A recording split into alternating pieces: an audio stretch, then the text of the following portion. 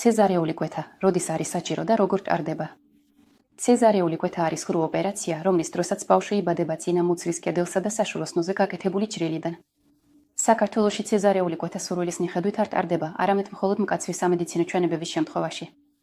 ექიმები ამ ოპერაციას მიმართავენ მაშინ, როცა დედის ან ბავშვის, ან ორივე სიცოცხლეს საფრთხე ემუქრება. ცეზარეული კვეთა ნაჩვენებია ბავშვის მხრიდან მაშინ, როცა პირველი ჩვილი მუცლად ყოფნისას არასწორ პოზიციაშია, მაგალითად მინჯის, განივი ან სახის წინამდებარეობაში. მეორედ დაწყებულია ნაყოფის ჰიპოქსია, ანუ ჟანგბადი აღარ მიეწოდება ბავშვს საჭირო რაოდენობით და ის მუცლად ყოფნისას იკანჯება. მესამედ, თუ არსებობს ანატომიური თავისებურებები, მაგალითად ვიცრო მინჯის საშუალოსნოს მიომა არასასურველი კვანძების მდებარეობით, რის გამოც ბავშვი ვერ ახერხებს სამშობიარო გზებით მოძრაობას. მეოთხეს, თუ განვითარდა პრეეკლამპსია, ეს არის მდგომარეობა, როდესაც წნევა უკონტროლოდ იმატებს და შარდში ჩნდება ცილა.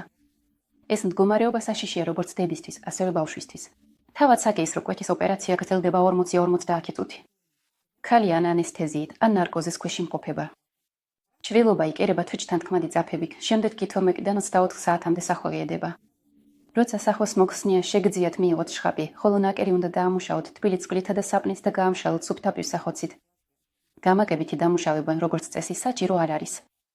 ძალიან მნიშვნელოვანია ნაკერის მდგომარეობის კონტროლი და მისი დაშლის, ანთების ან ჩირქის გაჩენის თავიდან აცილება.